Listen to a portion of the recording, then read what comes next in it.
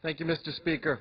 And through you to the membership, I want to thank my colleagues for sharing so many stories, real-life stories, about those that truly need the benefits that we're hearing about tonight. Very sad stories. Makes you reflect on how lucky we are in our own lives to not need these benefits, many of us in this chamber. And it's been said, and it's worth repeating again, these are the very reasons why we need reform. I want to talk about a few other individuals that are receiving benefits in this program. One gentleman's name is Kimball Clark.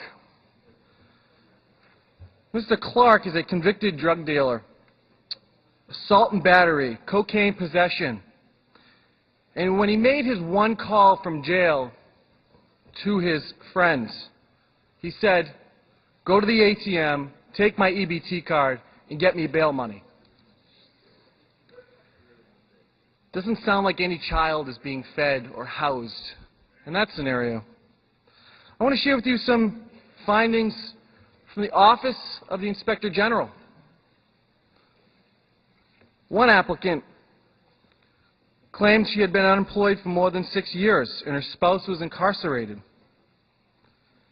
When reviewing the applicant's bank statements for the weeks that immediately covered the application, monthly summaries revealed deposits totaling more than $7,000 into the account.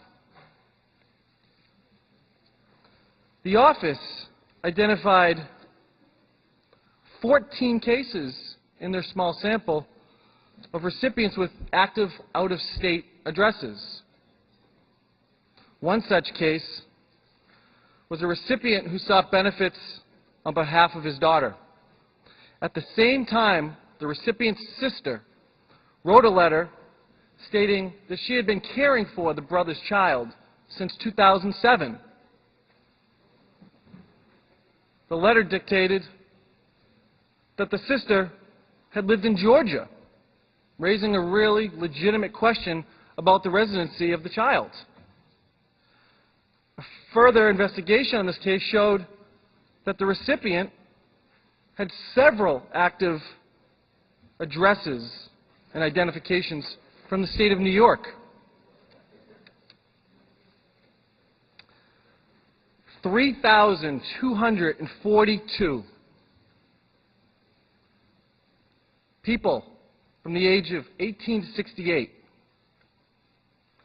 with no Social Security numbers, placeholder Social Security numbers, receiving benefits. What do we know about these individuals? Do they qualify for benefits? Are they taking benefits away from those who really need it? We don't know.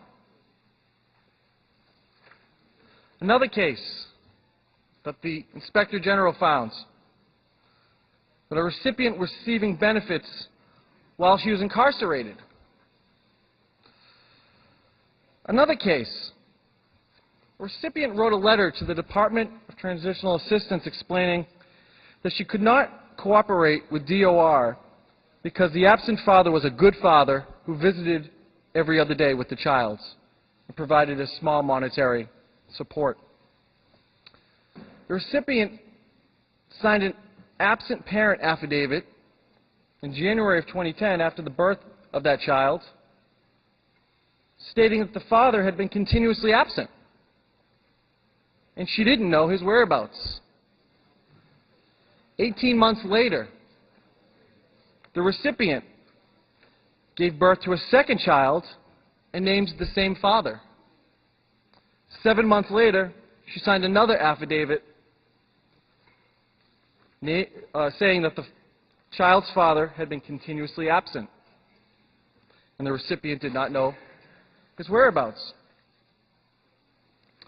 Another case, a grantee's husband inherited a multi-unit apartment building. The grantee stated that she was separated from her husband. Further investigation showed that they were living together and that the husband was in fact gainfully employed. The conclusions and recommendations of the IG's report identified eligibility concerns in the following categories: undisclosed assets, real property, and vehicles; undisclosed employment income;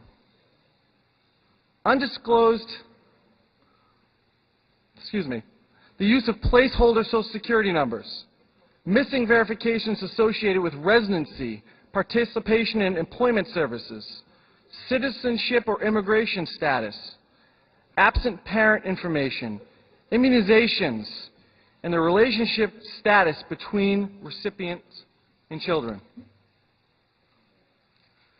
So all the information I've heard tonight about these real-life stories of people who do indeed need these benefits,